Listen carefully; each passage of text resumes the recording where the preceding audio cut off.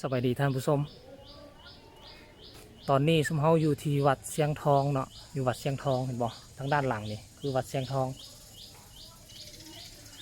มื้อนี้สมเฮาจะพาทุกคนมาเบิ่งพิธีการอัญเชิญพระม่านเนาะพระม่านเป็นพระอันดับสองที่โด่งดังอยู่ในโลหะบางเนาะอันดับหนึ่งนี่ก็ต้องเป็นพระบางแน่นอนเนาะพระบางนี่เป็นพระอันดับประเทศเนาะมีชื่อเสียงแล้วก็โด่งดังอยู่ในอันดับประเทศแต่ว่าผ้าม่านนี่ก็สิห้องลงมาจากผ้าบางหน่อยหนึ่งผ้าม่านก็สิอยู่ในบริเวณแขวงนี่หรือว่าแขนอองข้างจึงจะหู้เนาะคำว่าผ้าม่านนี่ประดิษฐานอยู่ที่วัดเชียงทองเนาะเป็นพระที่ศักดิ์สิทธิ์อีกองค์หนึ่งเนาะพี่น้องจนว่าคนจีนให้สาญาพระม่านว่าพระเจ้าแห่งลมฝนเนาะเทพเจ้าแห่งลมฝนภาษาจีนเขาเอ่ยว่าเฟิงหยูฝอเฟิงนี่ก็ลมหยูนี่ก็เป็นฝนความหมายว่าทุกครั้งที่อัญเชิญพระองค์นี้ออกมันสิเกิดมีพายุลมฝนเนาะเขามารุ่นมึงกันว่าปีนี้มันสิมีอากาศแบบนั้นบ่เนาะเดี๋ยวสิพาท่านผู้ชมไปเบิ่งอีกจังหน่อยหนึ่งพิธีเขาเจ้าก็กำลังสิเริ่มแหละเขาเจ้ากำลังกะเกี่ยมดอกไม้ทูบเทียนอย่างต่างๆเนาะซึ่งหอประดิษฐานก็อยู่ด้านหลังของอารามใหญ่นี่นะสิมีหอน้อยๆอยู่ทั้งหลังนะเดี๋ยวสิพาท่านผู้ชมไปเบิ่งโอเคไปกันเลยนี่เนาะวัดเชียงทองนะโอ้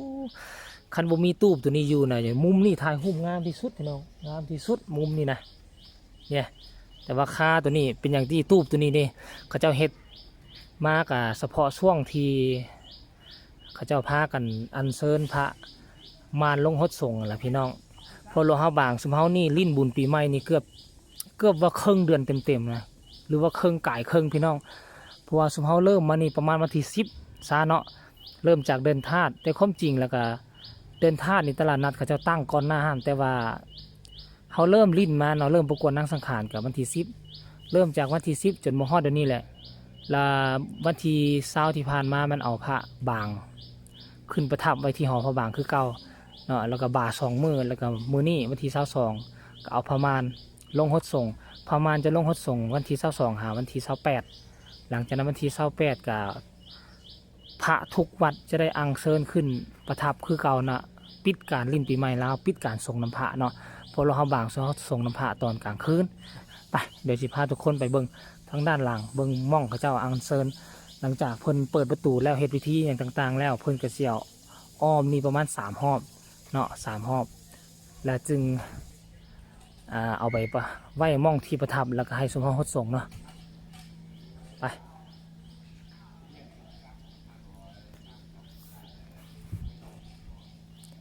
ตัวนี้ก็เป็นประตูลงด้านหลังของวัดเชียงทองลงไปสู่ทางเรือเก่าเนาะซึ่งเป็นม่องลงของแขกรถต่างๆก็สิมาจอดรอท่าอยู่ฮะนี่ตอนนี้ผู้คนอีกต่างๆก็พากันห่างหากะเขียมแล้วได้ดอกไม้ทูบเทียนมักเบ้งเนาะ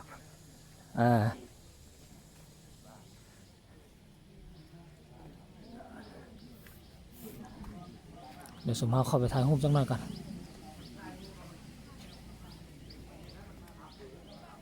ปีหนึ่งสิไขประตูเทือนึงเด้อที่อันเซิร์ฟมันออกมาเนาะ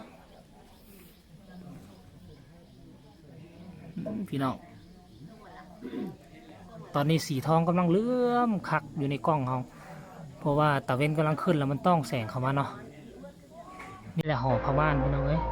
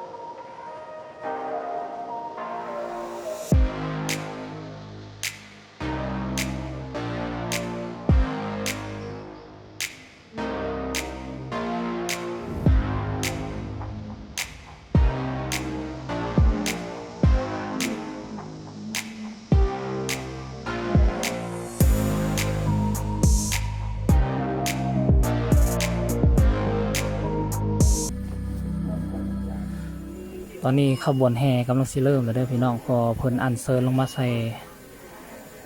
เสลียงแล้วเนาะที่ก็จะสิยกยอแล้วก็อัญเชิญแห่อ้อมพระอุโบสถประมาณ3รอบเนาะปกติเนาะ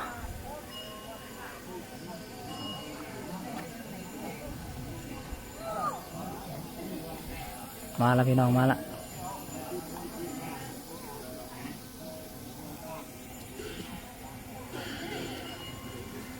กองใหญ่ก็เริ่มแล้วพี่น้องเอ้ยนี่มาละมาละ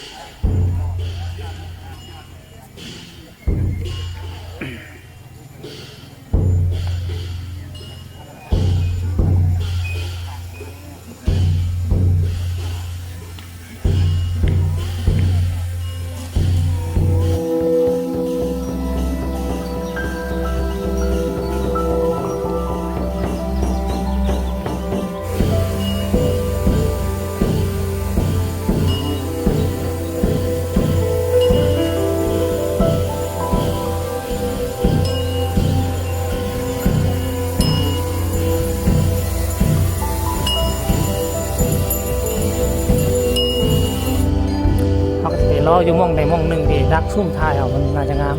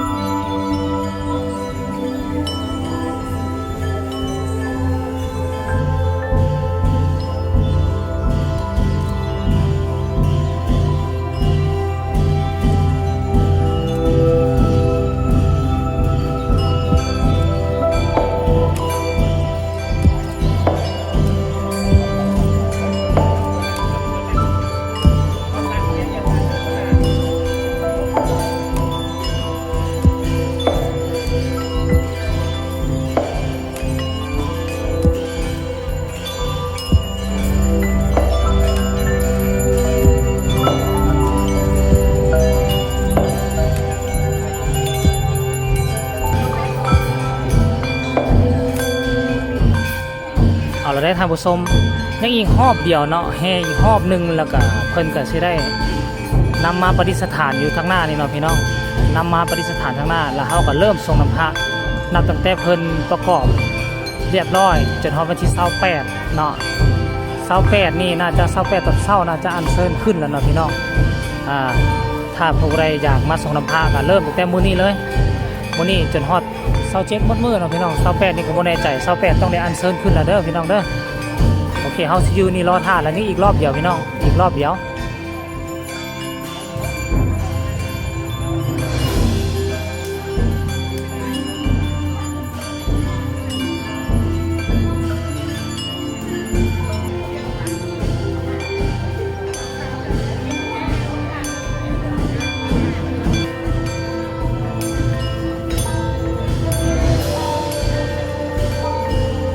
ครบ3ห้อมแล้วท่านผู้ชมครบ3ห้อมแล้วตอนนี้กำลังเสี่ยวเข้ามาใส่ที่แทนประทับเพื่อฮดส่งเราพี่น้องเนาะสังเกตว่าง่ายๆคือการฮดส่งน้ำอยู่โลหะบานี่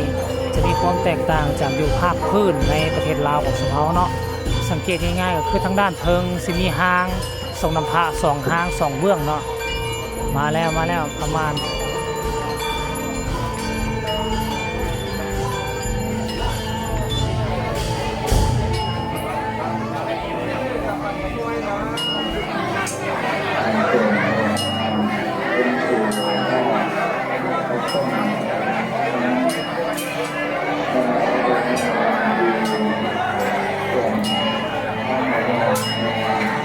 ทั้งนั้นกับวานฝน5 แก้วอยู่พี่น้อง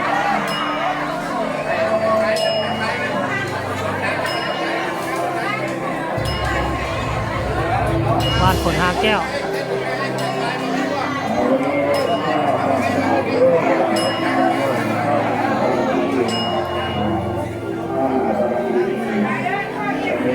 นี่ตอนนี้ขึ้นแทนประทับแล้วเด้อท่านผู้ชม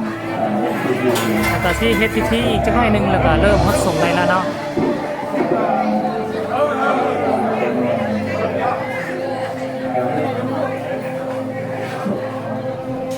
นี่ตัวนี้ก็เป็นนกยุงของนางสังขารประทับปีนี้นะพี่น้องขึ้นทรงปีนี้นกยุงบ่ว่าจะเป็นนกยุงบ่ว่าจะเป็นของปีใดนะหลังจากที่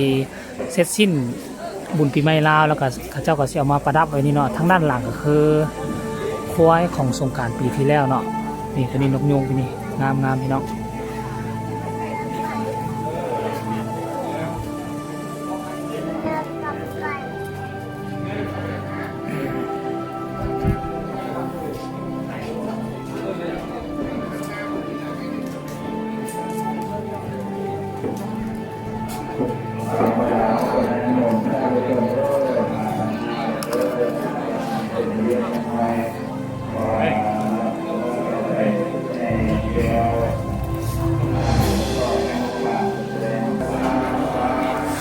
ตอนนี้ก็พิธีสำคัญอีกพิธีหนึ่งก็กำลังเริ่มขึ้นแล้วหลังจากที่จบพิธีตัวนี้แล้วก็สิเริ่มส่งน้ำพระได้พี่น้องเลยเนาะคนก็กำลังหลั่งไหลกันมาแต่ว่าตอนนี้ก็คือยังบ่หลายดอกบ่หลายคือตอนกลางคืนถ้าเป็นตอนกลางคืนนี่พี่น้องเลยทำทรงกลางคืนนี่สิหลายคนสิหลั่งไหลกันมาเนาะโอ้หลายอีหลีเอามาติดตามเบิ่งเนาะโอเคเนาะสำหรับคลิปนี้ก็เอาไว้สำนีก่อนนะพี่น้องการอังเซิญพามานลงฮดส่งเราอยู่ที่วัดเชียงทองเนาะนับจากมื้อนี้ไปถ้าผู้ใดอยากมาส่งน้ำพระก็สามารถมาได้เนาะมาที่วัดเชียงทองนี่เลยอยู่ทางหน้าของอารามใหญ่นี่สิมีโดมตัวนึงนี่เขาเจ้าสร้างขึ้นมาเนาะมีทุกปีอยู่นี่เลยเนาะโอเคสำหรับคลิปนี้ก็ไว้สำนีสก่อนเนาะเดี๋ยวคลิปต่อไปสมเฮาซีมาเก็บกับบรรยากาศเขาเจ้าฮดส่งพามานเขาเจ้าเฮ็ดจังใดได้เป็นจังใดเนาะโอเคติดตามตอนต่อไป